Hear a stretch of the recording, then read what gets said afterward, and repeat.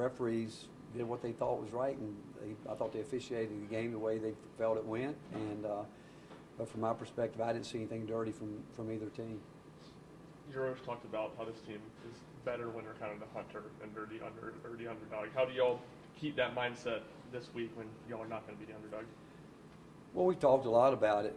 Again, I'm not sure we're not the underdog. When you look at a team that's won 33 games and beat Florida, who beat us, and a team that, again, when you win 33 games, you talk about a model of consistency, and they certainly have done that and have earned everything that they've got.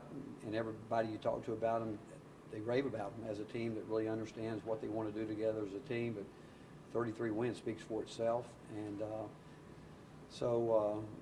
with the mindset, we've talked about it all year long. Whatever our guys have to do to make them decide we got to go out and play at the highest level, they've got to do that. And whether it's just talking to talk or whatever, I just want to see them go out and do what we know we need to do to win. What's led you to start Heroes the last couple of games? Physicality. We felt we needed to start the game and try to get physical because we played against post players that are very physical, and we thought it was important that we got off to a good start. Delivered that.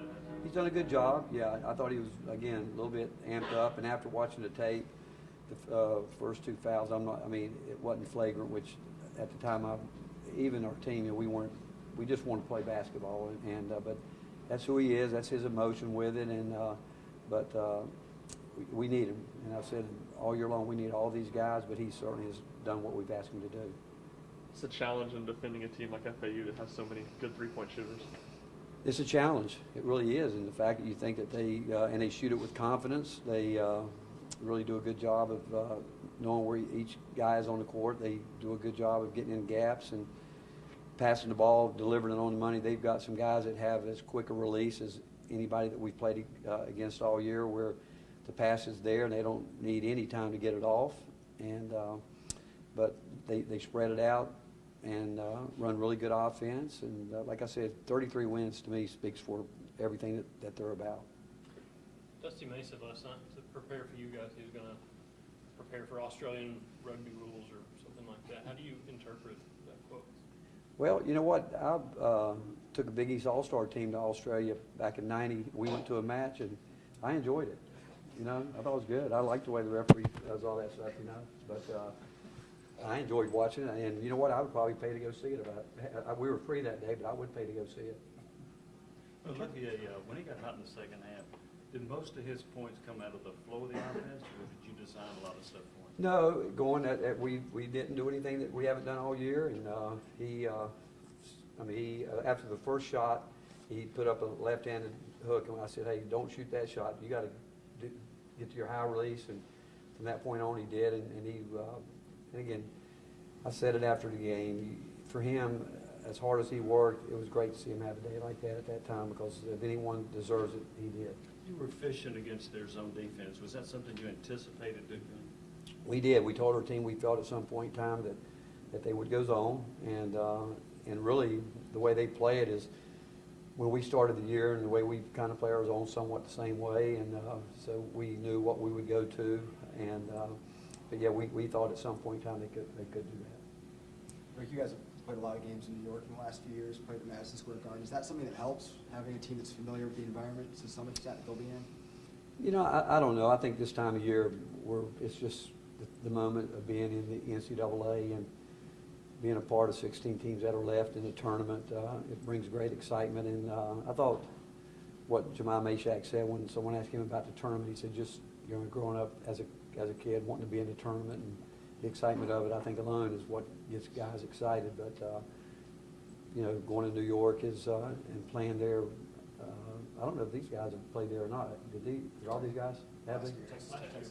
Not all of them, right? Yeah. But again, we're in New York. Well, we're in Brooklyn early in the year, and so again, I think they're just going to be excited the fact that we're playing wherever we would be.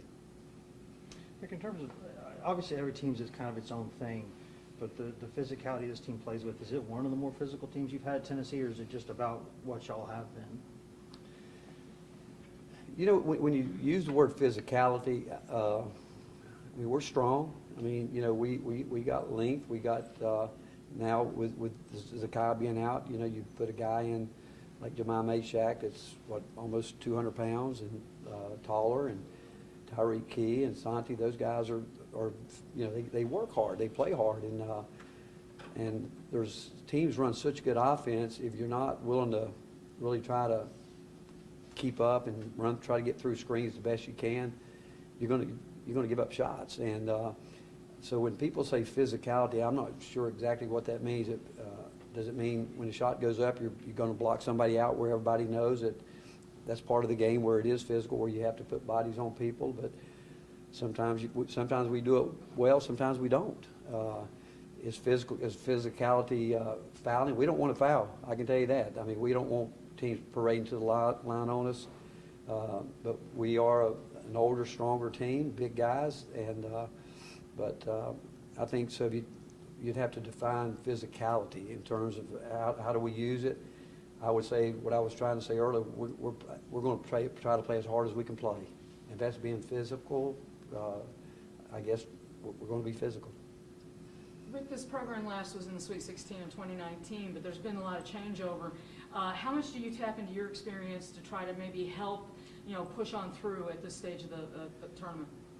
Well, you know, whether you believe it or not, there's a lot of times as coaches, people think we have more control than we do. I mean, the play that Santi made right in front of the bench when he crossed over and raised up and shot that, it's not like we work on that shot every day. You know, so players get lost in games, and I think that what you count on, what you bank on this time of year is repetition, your work, the way you've worked all year, and I think everybody works at this game. Again, we haven't been in a game this year when we've played a team that hasn't played hard. We haven't been in a game this year with a team that hasn't been well coached. And but this time of year, it's about guys hopefully being as fresh as you can, as healthy as you can, and then certainly you hope we're playing at the highest level we can play. And I think if you change a lot, trying to go back and do a lot of different things, I think you send a negative wave to them in the fact that why weren't we doing this earlier? I mean, they know we're going to make adjustments and tweak something here or there, but the fact is we've got to do what's got us here. Is Santi playing some of his best basketball right now? It seemed like he kind of was locked in through that Duke game especially. You know, Santi's been consistent all year. Again, if you'd have told me, and I think I said this after the game, that Santi was going to score, I think, 3 points against Louisiana, and I'm not sure we thought we'd have moved on, but the fact is, I think that's his probably lowest point total of the year. But he impacts winning in so many different ways. It's what he does defensively, and people guard him, they chase him, and it's hard for him. You know, I said after the game, I don't know if anybody's been fouled more this year than him, but he doesn't complain. He just keeps on going. Does he get frustrated a little bit? I think he did a little bit in the Louisiana game, but normally he's used to it, and he feels like by doing that he's learned how to help make his teammates better by the way he's being guarded. Rick, you're on the competition committee. You've said that a few times. Rules committee. Rules committee. I'm sorry, rules committee. When you look at a guy like Urosh with his combination of size, you know, and strength, and not just height, but obviously the bulk too, how difficult are guys like that to officiate? Because it looks like there have been times this year where he's just boxing the guy out, and because he's the size he is, the guy goes flying. Well, I think in his situation, I mean, I think first of all, refereeing is a really hard job. You know, I mean, it's happening so fast. There's big guys, I mean, speed, quickness going on out there. But I think that some of the things that Urosh has done through his career, you can become a guy that's a marked man. And I will tell you, I do think that the latter part of this year, he got some calls that when you look at it, you kind of think that he's a marked man a little bit, but probably more so in your conference, you know. But even though, you know, you have referees that work our league, that works the NCAA, and I know that if people knew Urosh, and some guys need whatever it is to get them going, whatever that might be, but we're always talking to him about don't do anything that's going to hurt us, and we want him to play hard. We want him to do his job. We don't want to foul. I mean, regardless of what people might think, we don't want to foul. And but he is strong. He's big, and you know what? He's got really good feet. He's quicker than most people would probably suspect. Like his ball screen defense was terrific against Duke the other night. That's why he was in there a lot, because he was doing a really good job there. But, you know, there's things in the post, like when he popped his hands back, we teach that. But when he popped them back, and I know he didn't do it on purpose, but his hand went back and hit the Duke player in the face, you got to call it foul. It was inadvertent. Just the same thing with Santi. When he had the ball, he swept the ball across, and the ball hit the player's face, but your hands are part of the ball, so that's a foul. And but all that's inadvertent when two teams are playing hard, and because the officials have to protect, certainly going to protect people getting hit in the face, which they should. But I know that he knows enough by now that his teammates and all of us, we want him to make sure he plays the game and doesn't let his emotion get the best of him. Thank you, Coach. All right, Thanks, thank Rick. you guys. Thank you.